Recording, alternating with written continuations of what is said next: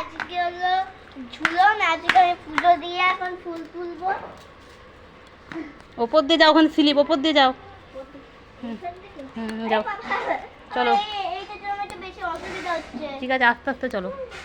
না, এই আছে বিরাট। ওই ঠাম্মাদের ওইদিকে দাঁড়িয়ে ফুল তুলবো, এইদিকে তাকিয়ে।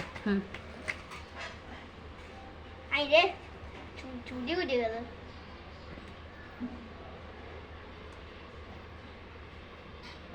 এই দেখো আমাদের কাছে কত ফুল হয়েছে, আর দেখো আমরা সাদা সাদা ফুলগুলো তুলছি, জানি না এগুলো কি ফুল।